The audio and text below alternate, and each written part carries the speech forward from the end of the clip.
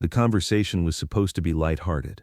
Ellen DeGeneres was working through her studio audience during the Community Heroes segment, highlighting everyday people who make a difference in their neighborhoods. She'd already spotlighted a teacher who bought school supplies with her own money and a crossing guard who learned Spanish to better communicate with immigrant families. But when she noticed a man in row 15 wearing what appeared to be a veteran's baseball cap, she had no idea that the next few minutes would reveal one of the most powerful stories of healing, survival, and hope she'd ever encountered on her show.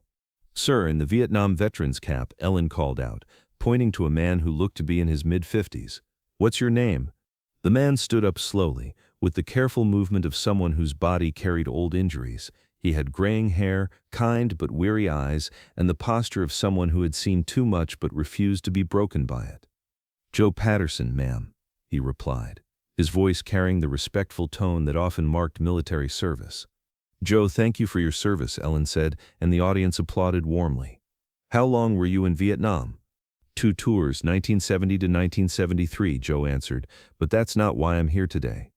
Ellen tilted her head, intrigued. "What brings you here today?" Joe's expression became more serious, more focused. "I volunteer at the VA hospital here in Los Angeles, Ward 3. It's where they treat veterans with PTSD, depression, and other mental health issues." The studio quieted slightly. Ellen sensed there was more to this story. "How long have you been volunteering there?" 8 years now, Joe said. "Every day, Monday through Friday, sometimes weekends when they need me." "That's incredible dedication. What do you do there?" Joe paused, seeming to consider how much to share. "I talk to the guys, and some women too now, veterans who are struggling with what they brought home from war." Ellen walked closer to Joe's row. "What kind of struggles?" "The kind that keep you awake at night," Joe said simply. "The kind that make you jump at loud noises 50 years later. The kind that make you feel like you're still fighting a war that ended decades ago." The audience was completely silent now. Ellen felt the weight of what Joe was sharing. "Joe, you said that's not why you're here today. What did you mean?" Joe looked around the studio, then back at Ellen. "I came today because someone wrote a letter to your show about me. Someone I work with at the hospital. They said you should know about what happens in Ward 3. Ellen felt her pulse quicken. "What happens in Ward 3? Joe's voice became steadier, more confident. "We save lives, Ellen. Not with medicine or surgery. We save lives by helping men and women understand that the war doesn't have to keep fighting inside them." "How do you do that?" "By showing them that someone else survived it. By proving that you can carry the memories without letting the memories carry you." Ellen sat down in an empty seat near Joe. "Joe, tell me about a specific person you've helped." Joe's expression softened. "There's a young man, Tommy. He's 28. Did 3 tours in Afghanistan, came to Ward 3 because he was planning to end his life. He'd been there 2 weeks, wouldn't talk to any of the doctors, wouldn't participate in group therapy." Ellen leaned forward. "What happened?" "I sat with him. Didn't say much at first. Just sat. After a few days he asked me why I kept coming back. I told him because 40 years ago someone sat with me when I wanted to give up." The studio was riveted by Joe's quiet storytelling. "Tommy asked me if the nightmares ever stop. I told him the truth. They don't stop, but they change. They become less powerful. You learn to visit the memories instead of letting them visit you."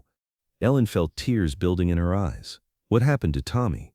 "He's been out of the hospital for 6 months now. He's got a job, an apartment, a girlfriend. He volunteers with me sometimes, helping the next guy who comes in ready to give up." Ellen stood up and made a decision that would transform this simple audience interaction into something much more profound. "Joe, would you come down here with me?" Joe looked surprised but made his way down to the stage. Ellen guided him to the guest chairs, and they sat facing each other while the audience watched with rapt attention. "Joe, how many veterans would you say you've worked with over 8 years?" Joe thought about it. "Hundreds, maybe 500-600 individual soldiers." "And how many would you say you've helped?" "That's hard to measure, Ellen. Help looks different for different people. Some guys just need to know they're not crazy. Some need to learn coping strategies. Some need to understand that asking for help isn't weakness." Ellen leaned forward. "Joe, what I'm asking is, how many lives do you think you've saved?" Joe was quiet for a long moment. "I don't think about it that way. I just think about showing up tomorrow for whoever needs it." "But if you had to guess." Joe looked uncomfortable with taking credit, but he answered honestly. The doctors tell me that in 8 years, Ward 3 has had a 95% success rate with veterans who were considering suicide. Before I started volunteering there, that number was much lower. The audience gasped audibly. Ellen felt her heart constrict. Joe, are you telling me that you've helped prevent hundreds of veteran suicides? Not just me, Joe said quickly. The whole team, the doctors, nurses, social workers. I'm just one part of it. But you're the part that other veterans connect with because you've been where they are. Yes, ma'am, you can't fake understanding trauma. These men and women, they can tell in 5 minutes if you really know what they're going through. Ellen stood up and walked to her desk, returning with a folder that her producers had managed to put together during their conversation. Joe, while we've been talking, my team has been making some calls. Do you want to know what we found out? Joe looked nervous. I hope I'm not in trouble. Ellen smiled. You're the opposite of trouble. We called the VA hospital, and they told us something incredible. In the 8 years you've been volunteering, veteran suicide rates in Ward 3 have dropped by 78%. The hospital credits you with creating a peer support model that's now being implemented at VA hospitals across the country. Joe stared at Ellen in amazement. But that's not all. We also found out that you've been paying for things out of your own pocket. Phone cards so veterans can call their families. Transportation vouchers so they can get to follow-up appointments. Sometimes even rent money to help them get back on their feet. Joe looked down at his hands. These guys, they've sacrificed everything for this country. If I can help them with $20 here and there, it's the least I can do. Ellen felt her voice breaking. Joe, how much of your own money have you spent helping other veterans? I don't keep track of that kind of thing. The hospital does. Joe, in 8 years you've spent over $40,000 of your own money helping other veterans. The audience erupted in applause, but Ellen wasn't finished. Joe, I want you to meet someone. From the wings of the stage walked a young man in his late 20s, clean-cut and carrying himself with confidence. He walked directly to Joe and embraced him. Joe, this is Tommy, Ellen said, the young veteran you told us about. Tommy pulled back from the hug and looked at Joe with obvious emotion. Joe, you saved my life, not just at the hospital, but every day since. You taught me that surviving war isn't about forgetting what happened, it's about choosing to keep living in spite of what happened. Joe was crying now, something Ellen suspected he didn't do often. Tommy turned to address the studio audience. When I first met Joe, I thought I was broken beyond repair. I thought the war had taken everything from me that mattered. Joe didn't try to fix me or tell me everything would be okay. He just showed me that someone else had walked through the same hell and come out the other side. He turned back to Joe. You didn't just save my life, you taught me how to live again. But Ellen had arranged something that would show Joe the true scope of his impact beyond just individual veterans. Joe, Tommy isn't the only person who wanted to thank you today. The studio doors opened, and a group of men and women began filing onto the stage. Some were young, some middle-aged, some older. Some walked with canes, some with prosthetics, some carried the invisible wounds that Joe understood so well. But they all had one thing in common. They were alive, and they were there because of Joe. One by one, they approached Joe and shared what he had meant to them. But these weren't just the veterans he'd directly helped. Joe, I'm Dr. Martinez from the Phoenix VA. You trained me in peer counseling techniques 2 years ago. Because of what you taught me, our suicide prevention rate improved by 60%. Joe, this is Captain Sarah Wilson, retired Air Force. I was a counselor at Walter Reed who felt helpless until you showed me how lived experience could bridge the gap between clinical treatment and real healing. Joe, I'm Mike Stevens from the Denver VA. You spent a weekend teaching our staff your methods. We've since helped over 200 veterans using your approach. As each person spoke, Ellen realized this wasn't just about Ward 3 in Los Angeles. Joe's influence had rippled across the entire veteran support network. A woman in her 40s stepped forward. Joe, I'm Lisa Patterson, no relation, despite the name. I'm a social worker who was ready to quit working with veterans because I felt like I wasn't making a difference. You taught me that sometimes the most powerful intervention is just showing up consistently. Ellen was amazed by the scope of people Joe had influenced. Joe, how many VA hospitals have you visited or trained staff at? Joe looked overwhelmed. I don't know. Whenever someone called and asked for help, I went. Maybe 15-20 hospitals over the years. A young man stepped forward, wearing a military uniform. Joe, I'm Lieutenant Colonel James Wright. I serve on a Pentagon task force for veteran mental health. The protocols you developed are now part of standard training for all VA mental health staff nationwide. Ellen's eyes widened. Joe, you mean your methods are being taught to every VA counselor in America? Sir, the lieutenant colonel addressed Joe directly. You've revolutionized how we approach veteran trauma recovery. Your peer support model has been adapted for active duty personnel as well. You've literally changed how the U.S. military handles PTSD and mental health support. Joe sat down heavily in his chair, overwhelmed by the magnitude of what he was learning about his own impact. But Ellen had one more revelation that would show Joe how his work had transcended even military applications. Joe, there's something else you should know, Ellen said, walking over with another folder. Your peer support approach has been studied by researchers at UCLA, Stanford, and Harvard. They've adapted your methods for civilian trauma recovery, for survivors of domestic violence, car accidents, natural disasters. She opened the folder and began reading. This is from Dr. Patricia Chen at UCLA's Trauma Recovery Institute. Joe Patterson's insight that healing requires the presence of someone who has walked the same path has transformed how we approach all forms of trauma recovery.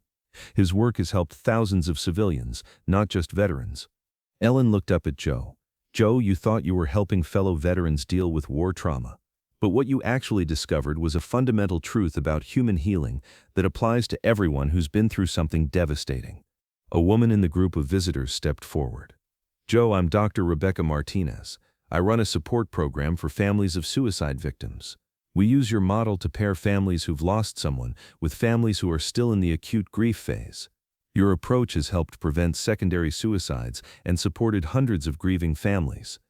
Joe looked around at all the faces surrounding him, veterans, doctors, social workers, researchers, military personnel, all connected through his simple belief that healing happens best when people who have survived similar trauma support each other. I never intended for it to go beyond Ward 3, Joe said quietly. I just wanted to help guys who were struggling the way I struggled. Ellen sat down beside him. Joe, that's exactly why it worked. You weren't trying to create a system or develop a theory. You were just trying to help one person at a time, using the only thing you had, your own experience of surviving and healing. Joe, Ellen said when the individual thank yous had finished, what you're seeing here is your legacy. These aren't just veterans who got better. These are fathers and mothers and sons and daughters who are alive today because you refused to let them fight their battles alone. She turned to address the studio audience. Ladies and gentlemen, Joe Patterson fought in Vietnam 50 years ago, but he came home to fight a different war, the war against despair, against isolation, against the idea that some wounds can't heal, and he's been winning that war, one veteran at a time for 8 years. Ellen had one more surprise that would help Joe understand the broader impact of his work. Joe, I want to show you something. A large screen descended from the ceiling, and on it appeared Dr. Sarah Williams, the director of the VA hospital where Joe volunteered. Joe, Dr. Williams said from the screen, I wanted to tell you something that you probably don't know. The peer support model you developed in Ward 3, the way you connect with veterans through shared experience, it's been adopted by 47 VA hospitals across the country. We've trained volunteers using your methods, and the results have been extraordinary. Joe stared at the screen in disbelief. Dr. Williams continued, because of the work you started, veteran suicide rates have dropped significantly nationwide. You didn't just save the lives of the veterans you worked with directly. You saved thousands of lives by showing us a better way to heal trauma. Ellen turned back to Joe. Joe, you thought you were just volunteering at one hospital, but you actually created a movement that's helping veterans across the entire country. But Ellen had one final gift that would ensure Joe's work could continue and expand. Joe, there's someone else who wants to meet you. From the audience stood a distinguished man in a suit who walked onto the stage. Ellen introduced him as Robert Chen, the director of a major veterans foundation. Mr. Patterson, Robert said, our foundation has been looking for someone to head up a new national initiative for veteran peer support. After learning about your work, we'd like to offer you a position as National Director of Veteran Peer Services. The job comes with a full salary, benefits, and a budget to train peer counselors at VA hospitals nationwide. Joe looked stunned. I don't have any formal training in counseling or social work. You have something better, Robert replied. You have lived experience, proven results, and the respect of everyone who's worked with you. We want to take what you've built at Ward 3 and help you build it everywhere. Ellen stood beside Joe as he tried to process everything that was happening. Joe, you've spent 8 years volunteering to help other veterans heal from war trauma. Now you have the opportunity to make that your full-time mission with the resources and support to help veterans across the entire country. As the show wrapped up, Ellen made one final statement that would resonate with viewers long after the cameras stopped rolling. Today we met a man who proves that the most important battles aren't always fought on foreign soil. Sometimes they're fought in hospital rooms, in therapy sessions, in quiet conversations between people who understand each other's pain. She turned to Joe one more time. Joe Patterson, you came home from Vietnam 50 years ago, but you never stopped serving. You just changed battlefields. You've been fighting for the lives and souls of your fellow veterans, and you've been winning that fight every single day. 6 months later, Joe Patterson was running peer support programs at VA hospitals in 12 states. The Patterson Protocol, as it came to be known, had reduced veteran suicide rates by an average of 65% at participating hospitals. Tommy, the young veteran Joe had first helped, became Joe's assistant director, helping train other veterans to become peer counselors.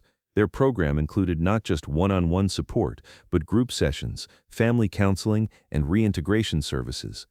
Joe's simple philosophy, "You can't fake understanding trauma," became the foundation for a new approach to veteran mental health care that prioritized lived experience alongside professional treatment. And every morning when Joe arrived at his new office, he carried with him the same mission he'd had as a volunteer: to show veterans that the war doesn't have to keep fighting inside them, and that healing is possible when you don't have to face the darkness alone. Because Joe had learned something in those 8 years of volunteering that changed how America treats veteran trauma, that sometimes the most powerful medicine isn't found in a prescription bottle or a therapy manual. Sometimes it's found in the simple presence of someone who has walked through the same hell and lived to tell about it, someone who can say with absolute certainty, "You're going to make it through this, because I did too."